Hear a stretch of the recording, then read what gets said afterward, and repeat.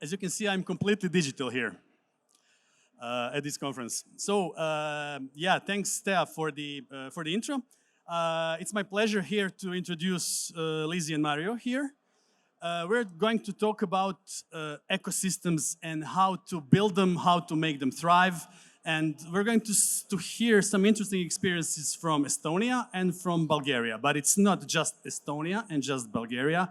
It's the Baltics region, and it's the CEE and SCE, Central Europe, Central Eastern Europe, Balkans, whatever you want to call it. So let's start with Liisi. Liisi is a CEO of Latitude 59. In case you didn't hear anything about it, you should be sorry, because this is the best and biggest conference for tech and startups in not only in Estonia, but in whole Baltic region. Maybe if you exclude Helsinki, right? Yeah. So tell us a bit more, Liisi, please, about Latitude 59. What do you do there, and how did you dare to start such endeavor of organizing the biggest tech conference? Yes, thank you so much for having me first. Latitude 59 actually was started already like 12 years ago. So now it's like our 12th year next year. And with a bunch of enthusiasts from Estonian tech sector, it was a very small conference first. It has grown together with our ecosystem. So together with 10 unicorns and a lot of startups, like 1,400, and has, just grown together with different support organizations, startups, and so on. Our team has been doing it for 2 years, and we have very high expectations for the next one. Plus, we also are going to Kenya now, like in December. So the plans are big. How to grow Estonia even bigger. And so far, it has been super fun ride. Well, that's amazing. I mean, can you imagine such a conference and so many startups in Estonia? And Estonia is like, what, 3 million people? 1.3 million people. Wow, impressive. But we all know the case studies from Estonia and many, many unicorns there. It's a very thriving community. And we'll come back to that. Let's hear about Bulgaria and Launch Hub Ventures, where Mario is coming from. So what's Launch Hub? Yeah, first of all, hi everyone. I'm Mario, part of Launch Hub investment team. So a few words about the fund. We're based in Bulgaria, as you said. We invest in this region. Actually, our thesis back in the day when the fund started was that the ecosystem is just so young, and we see the potential in the people here, especially the technical talent and so on. So that's why we kind of built the fund around investing in Southeastern Europe as well as Central Eastern Europe, including Croatia here. But also not only founders based here, but also founders originating from this region and building companies anywhere around the world. So yeah. But you're also organizing events as well within the community, right? Yes, we do organize lots of different events in the Bulgarian ecosystem. Our main job basically is to keep the fuel going, keep the fire going in the Bulgarian ecosystem. So we have created an event basically. It's a kind of a branded thing that we gather all different stakeholders, so entrepreneurs, VCs, angels into one big room, and everyone starts, talking to each other. And this has shown like overwhelmingly positive feedback in the past couple of quarters that we have done. So yeah, that's one way that we help. Great. We'll talk more about the events that you're preparing, but let's go back to Liisi. Estonia, you said the conference is in its 12th year. We all know the Estonian story. Estonia is really a digital tiger in Europe, and we always joke. Whenever Estonians go to London, all the doors are instantly opened. Yeah, you just say we're from Estonia. Did that last year? I was talking to Thomas Bergman and Rando from Estonian secondary fund Siena, and we were discussing a little bit about this digital society story of Estonia. Did it really help this government initiative in building Estonia's success, or it was just a consequence of Skypes and Bolts of this world? I think it all kind of comes together with both like the Skype and Bolt and Wise and all our unicorns, plus that it is so easy to start a business. So there has definitely been like a massive support from this e-governance and this everything digital. 99% of the government services are digital. So you only can't get married and divorced yet digitally. Only. But soon, maybe, we don't know. Anyway, everything else is possible, and so is founding a company, and so is everything kind of like the accessibility to different companies or investors or community organizations, events. So basically, everybody in Estonia knows everybody. You only need to know like 2 Estonians to get to that, like the person you need.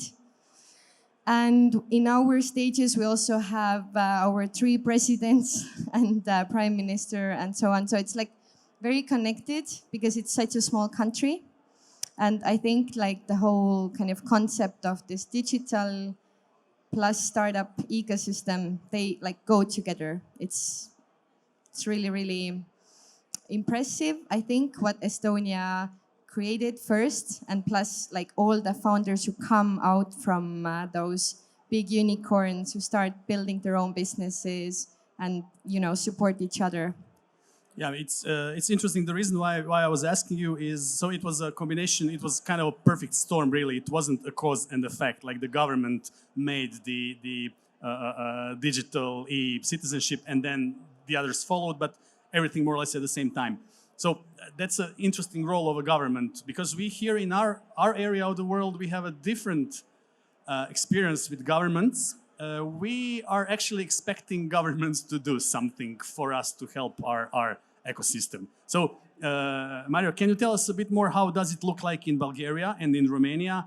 What do you expect from government, and is it really feasible to count on those guys? Yeah, so our government, it's a bit old school. So if you wait, you probably die before something happens.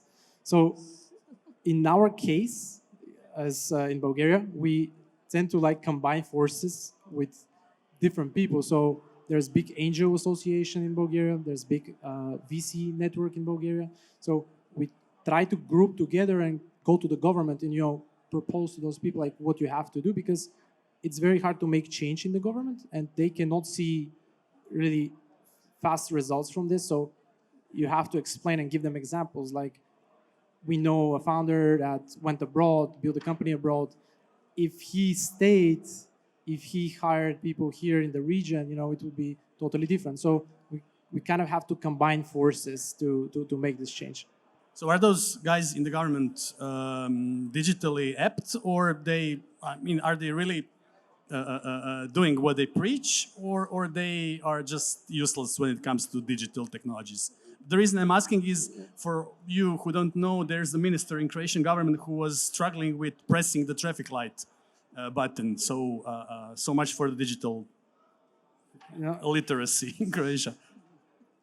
If we compare ourselves to Estonia, for example, our digital government is probably 10 years behind. But of course, it's step by step we're making a change. I think a lot of politicians now in the government are a lot more digitally apt than before. So we're on the path to get to there, definitely. Okay, that was the part on the governments, but let's see about talent. It's historically hard to retain talent in this part of the world, and I think it's slightly easier to retain talent in Estonia because of the huge hype and lots of unicorns and successful companies. But on the other side, in Estonia, I imagine with the war nearly on your borders, it's not that easy, right? I mean, are people going to the States, to some other markets? I think the talent shortage is like the biggest problem in Europe anyway right now. So in Estonia with 1.3 million people, it's like the worst. So that's why we need more people come to Estonia. We have different programs for that, like startup visa For example, that is like, helping startups to employ people plus startup founders to start the company in Estonia. But all those programs really can't help you when you don't have like a, plan how to grow further. Plus, all the companies in Estonia are global from day one, so we don't even think about the market in Estonia because that's, super small. And so I guess like there was some kind of statistics that by the end of 2030, we are in talent shortage with like 50,000 developers. It's pretty massive if you think about like, okay, we want to grow our startup ecosystem, right? So what to do then? It's a good question. I guess the startup visa program, the e-residency program, I think they will, move forward with how they are developed.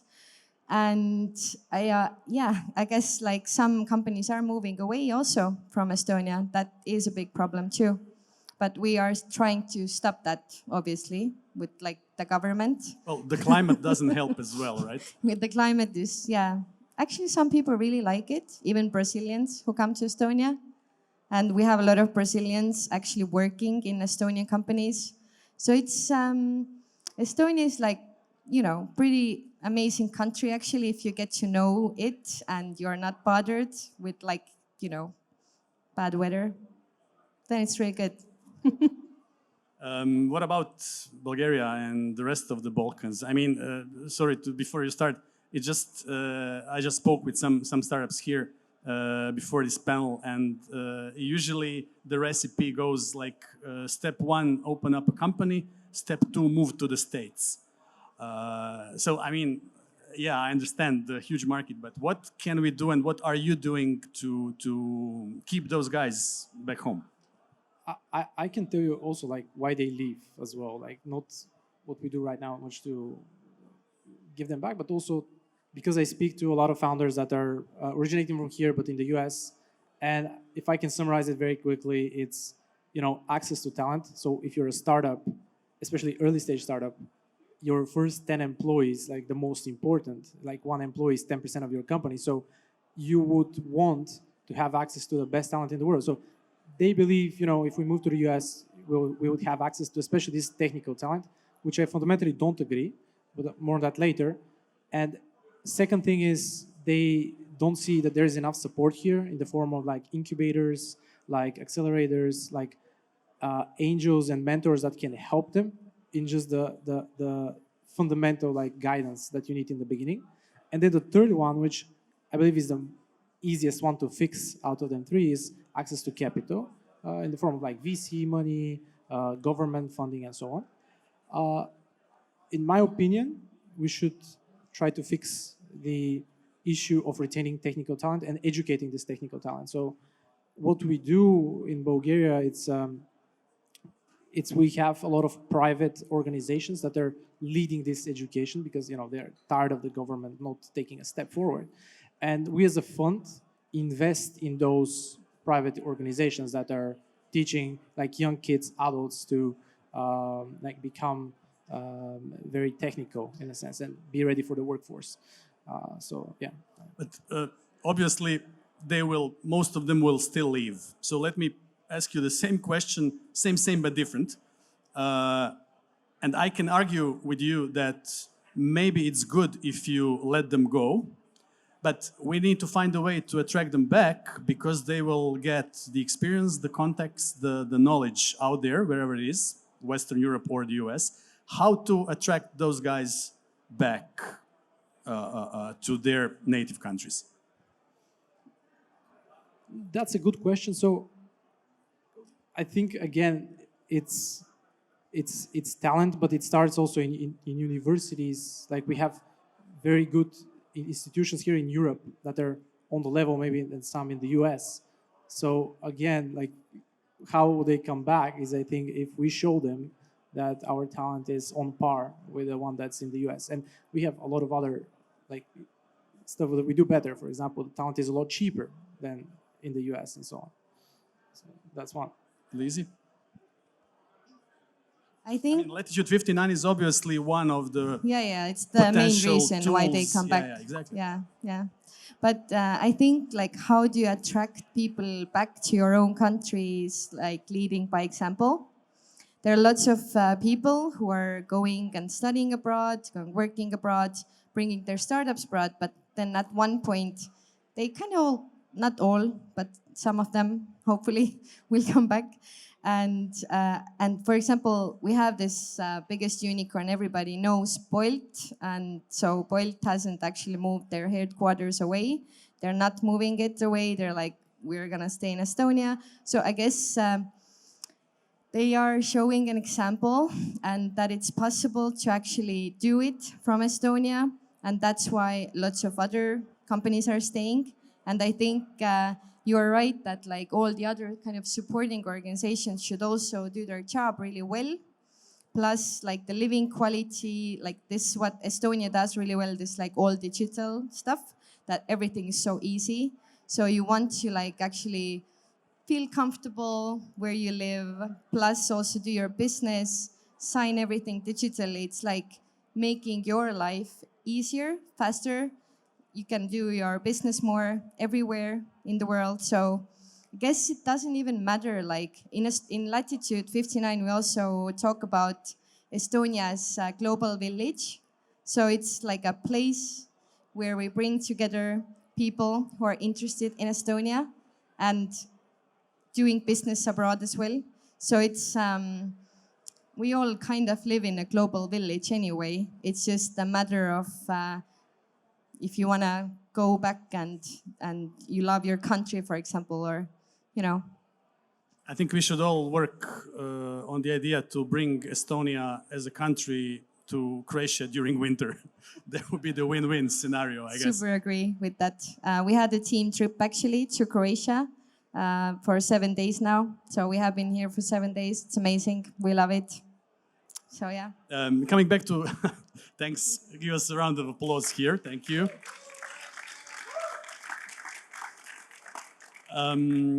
Another question that basically popped in my mind is, you mentioned unicorns. What's their role and how big is their role in creating ecosystem, or not maybe creating, but giving back to the ecosystem that brought them? We see the case in Croatia with Infobip and Rimac. This is all thanks to Infobip. Thank you very much, Infobip. We have a few unicorns in Romania and in Bulgaria. There are many in Estonia. How they are giving back to the ecosystem? Yeah, I think the obvious way that they're giving back is, of course, for example, in Romania, they have a big success story with UiPath. They are giving back in a form of like they organize events, workshops, startup competitions, and so on. But this is the small thing. I think the big thing is leading by example and showing founders that I can go from zero to being public on the New York Stock Exchange from like just by being in Romania. Like it's possible. And this change in mindset is also obvious in Bulgaria. So we have Payhawk, we have Contiv, two very big companies that I see founders more hyped about doing a company more than ever. Because if you think about it, like starting a startup, it's an irrational thing. Like it doesn't make sense, like economical sense. It's super risky, but we need to show them that this is it's a viable career path and it's not scary. It's something also that Croatia here, you said Infobip and Rimac, are doing very, very right. We're here after all. So I think most of all, the way they help is by leading by example and the change in mindset that they create.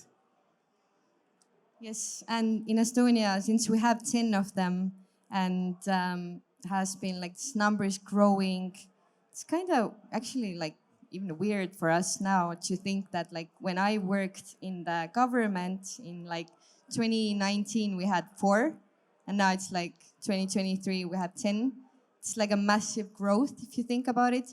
And why it's so important is because all those, like I said before also, that all those new founders who come out from those companies, they are like, oh yeah, now this thing is a unicorn, great, I know I can build something like that as well. So it's like this like resilience, this like, curiosity to do crazy things. And lots of actually really successful founders have come out of Skype, Bolt, Pipedrive, so on and so forth. Plus, what is super important is those programs they develop inside of the unicorns. So like teaching young girls tech, or I don't know, like bringing all young people together because they need to like, you know, inspire and grow the ecosystem as well. So this is what I think our unicorns are doing super well. I think all the unicorns or startups, actually, it doesn't matter if you're a startup and not a unicorn yet, but you are actually giving back to the community, because otherwise, you know, we won't have that many crazy cool success stories. I promised you some provocative questions, but I'll try to keep them funny. We're constantly talking about like ecosystems cooperating with each other, and like I'm sorry about that, referring to Bulgaria and Romania. But is there any kind of competition down there? And please share it with us. Like in Bulgaria, like we have 2 unicorns and you Romanians have only 1. Na na na na na na. Or we're better than Slash. So tell us a bit more. Is there any, you know, pang of jealousy or something like that within the different ecosystems? It's a good question. From that's a provocative one, I guess. But from my perspective, and like it's not that there is competition. For example, when I speak to founders, that doesn't matter which country you're from. It's only like ambition, and it's the thing that matters. But I think there is something like this. What would you say? It's kind of engraved in our culture, because we're so many countries next to each other. The borders are not that hard to pass. We are culturally similar in a way, so we tend to compare ourselves and find the differences. But it's something that we should like. So who has more? What? Who has more unicorns, Bulgaria or Romania?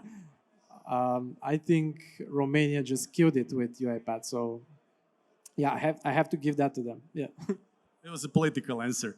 And who is better, Slash or Latitude? Latitude, of course, but like, of course, there is a competition. Come on, like, life would be boring without competition. But Slash is a really good friend also of Latitude. Also, there are other events happening in the Baltics and Nordics. I'm not going to mention names because Latitude is still the best in the Baltics. But, I think like healthy competition is good.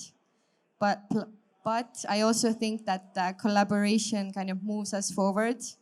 So there's, the saying that if you want to go fast, go alone. But if you want to go far, go together.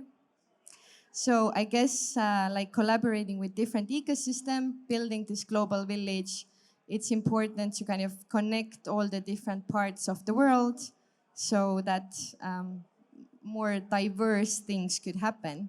But of course, yeah, like we love a little bit competition in Estonia with like Latvians and Lithuanians mostly, Okay, I'm happy because the answers were not too politically correct, so that's okay. Is there any question from the audience for our esteemed guests, maybe? There is one. That's a startup founder right there.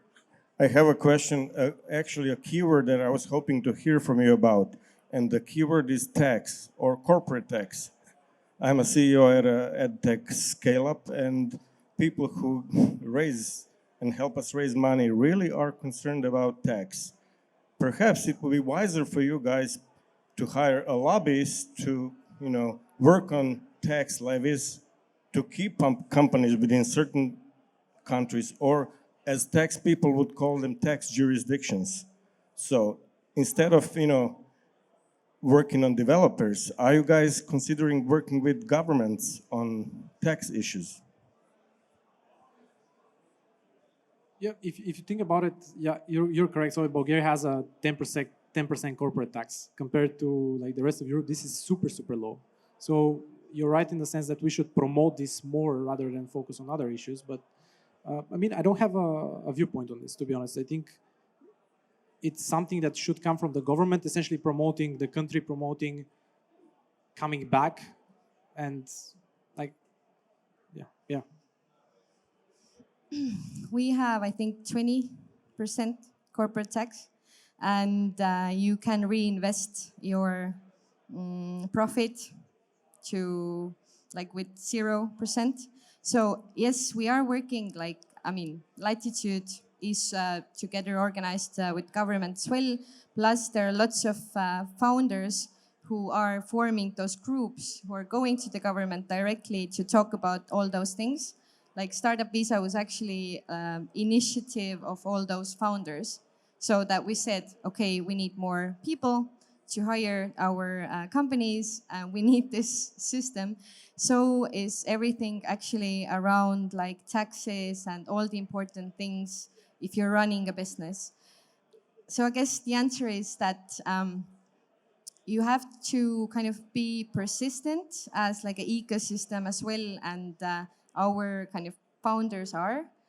And I think it's a really good thing. Plus, we have this organization called Startup Estonia, which is also like a governmental kind of forerunner of startups, who is actually like, you know, really rooting for them and helping them to go directly talk to all those people.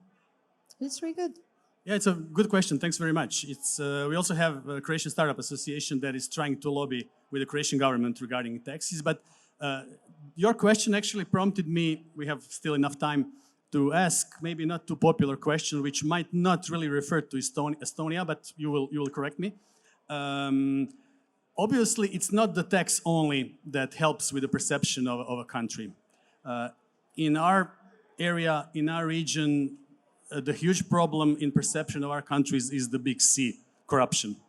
Actually, Croatia just recently ended up on a grey list of European Union due to corruption. Thankfully, it got sorted out, but it's really something that's present all over the place, and Bulgaria is not really too different with the perception, Romania as well. So on one side, I'll be interested to see is that really a topic in Estonia at all, and what's going on in Bulgaria and Romania? How do you guys deal with that stigma?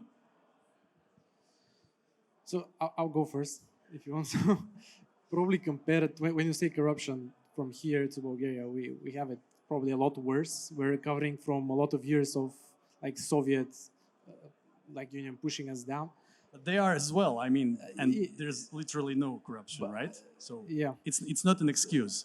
Yeah. So I think if you compare like to us to 10 years ago, we are getting there. So corruption is slowing down essentially, and it's lowering in terms of to look at the percentages. But what we're doing is there are a lot of independent organizations that are revealing corruption in the government in Bulgaria. So in a way, sponsoring and getting the word out there that we have now more transparent government and that everything is public. We can easily spot corruption nowadays compared to 5 years ago, let's say. So helping those organizations get the word out there, I think it's a big thing. As a VC, to be honest, again, combining with other VCs, other forces like Bulgarian Venture Capital Association, as well as the angel networks that we have, and then lobbying in front of the government and for certain issues is the way forward. And we help with that as well. Thank you. And what about Estonia? Yes, we don't have any corruption, actually. But what is kind of the answer to that is because everything is so transparent. And I actually really recommend that to all the countries to like become digital. It helps to like, you can see what everybody are earning and what's happening with the companies and so on. So I guess since everything is so transparent and visible to the outer world and the public, then it is actually super helpful to stop the corruption. And yeah, we're happy that Estonia did this, that we all had to kind of have this ID card and everything there, because that was super good for like a young country like us. Actually, I think 2 months ago there was a roundtable in Croatian Parliament with some Estonian parliamentary members, and they were discussing how to introduce e-voting into Croatian government. Into the Croatian system, voting system. And I think there were 2 parliamentary parties that showed up at that round table. So they're not really interested in. But since we're pretty close with the timing, thank you very much. And I definitely urge all of you to visit. I hear that Tallinn in May is beautiful. Latitude 59. And also, I'm sure that if you follow Launch Hub, you will learn about all the events that they're preparing for the region. Thank you very much once again, and please a round of applause for our guests. Thank you. Thank you.